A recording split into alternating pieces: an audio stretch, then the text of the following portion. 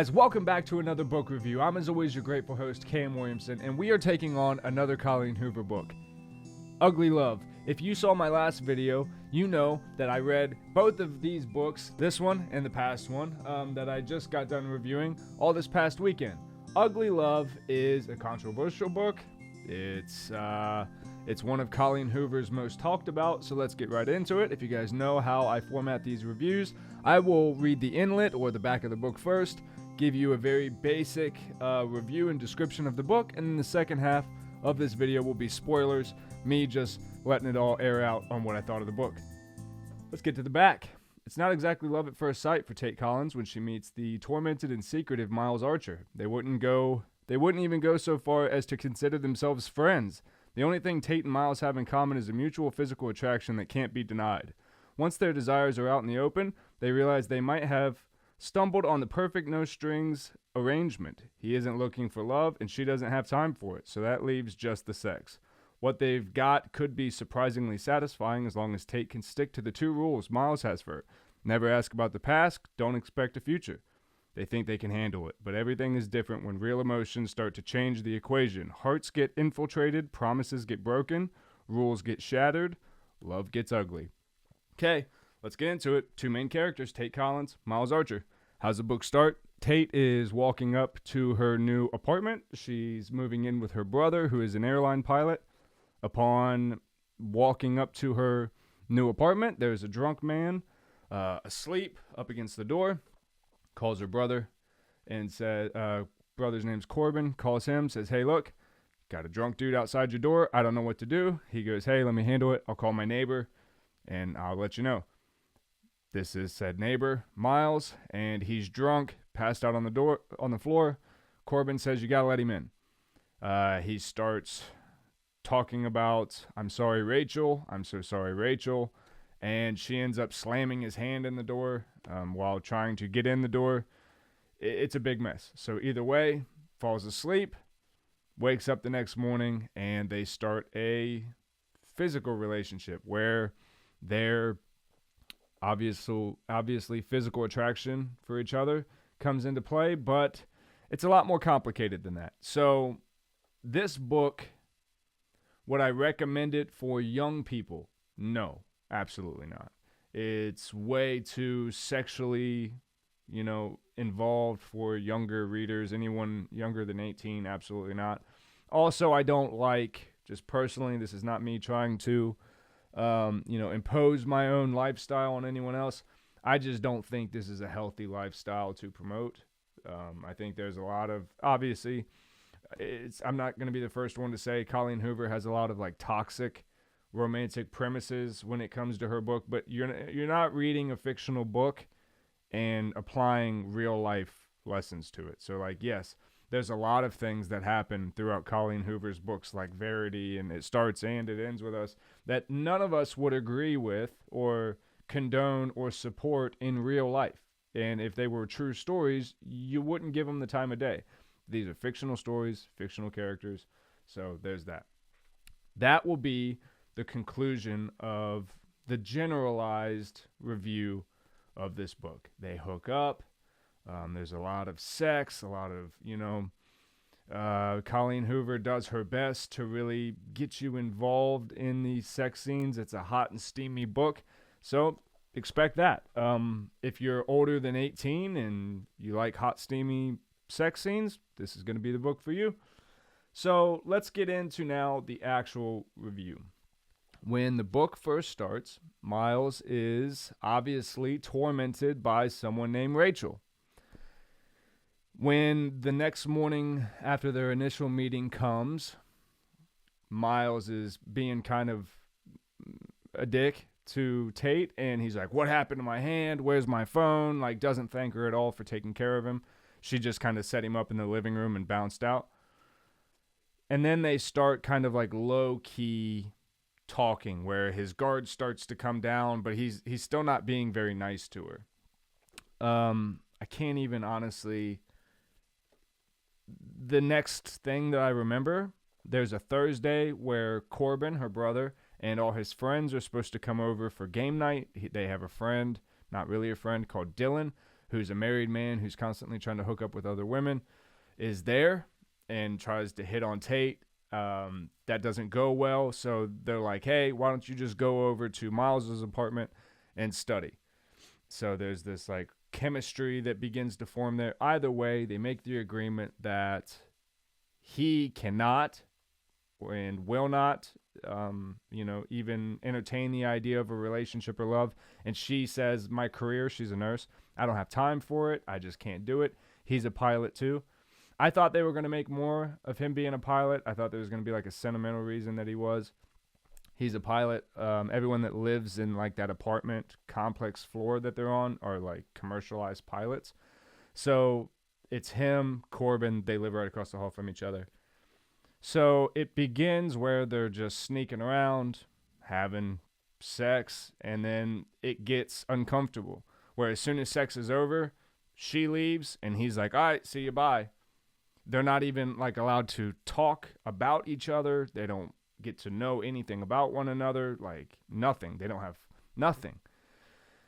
I don't like the toxicity of that. My own personal, thing. I'm like, you guys both clearly have feelings for each other. This person is obviously suffering from some kind of trauma that they're not talking about. So as a man with sisters, as a man with daughters, I would obviously be like, don't you dare. You are a moron. This is the most toxic thing. If I ever found out any woman that I love did something like this, I would just die inside, right? As a man.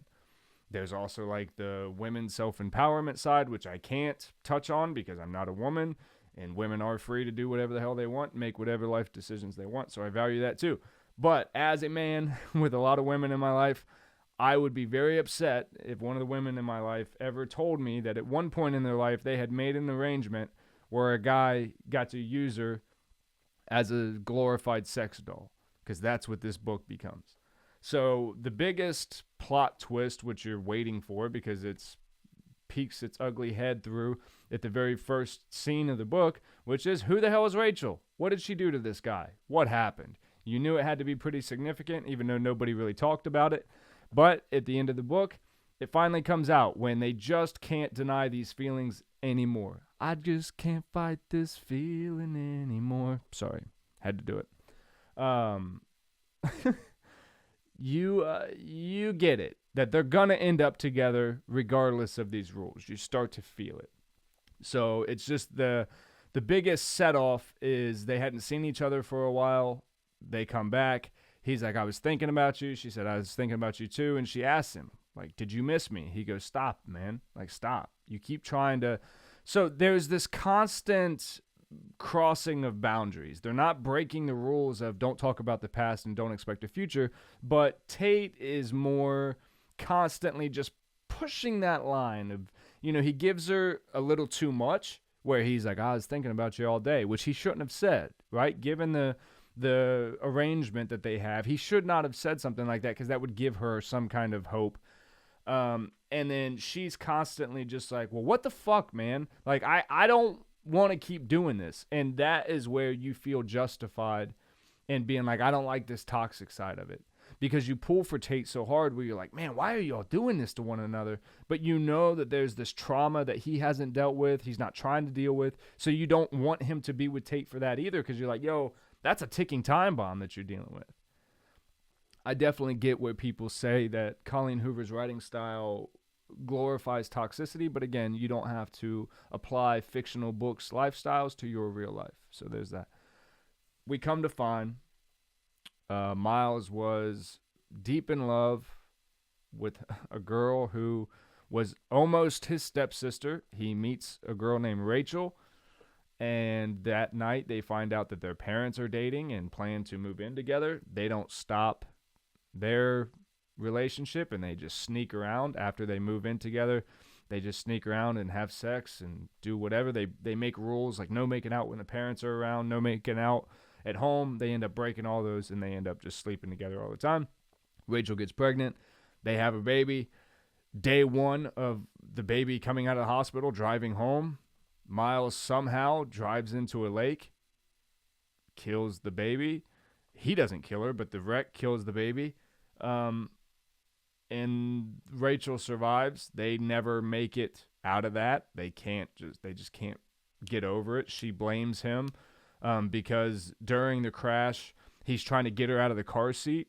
They were both stuck. He was trying to get Rachel out, and he couldn't find the baby at all. So he just tried to help her because she was the first one he saw, and she blamed him for not getting the baby out.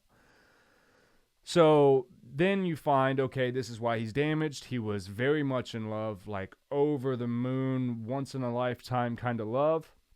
Has everything, has the baby, even though the complicated situation around it. He navigates through that, gets them an apartment, gets them both into college, and then the tragedy happens, and he swears off love. He goes, I will never put myself in a position to lose that again. Which, if you've ever lost love, you can definitely probably relate to that. And you can relate to the wall that you try to put up around people and around relationships. So it brings a little more life into the situation where, again, I'm not trying to bring real life into fiction, but it humanizes him a little bit. Where before, you start to feel like this guy's just a monster using this woman, even though you know he has feelings. You know he's not a monster. He's a human. And now you know why. So when she finds out about it, obviously at that time of him telling her, that's him going, I want us to be together. This arrangement has to end. Love is ugly. It fucked me up bad. He went and saw Rachel. She had moved on as much as one could. She met a new man who made her extremely happy. And in seeing her okay, he knew that he was then allowed to be okay.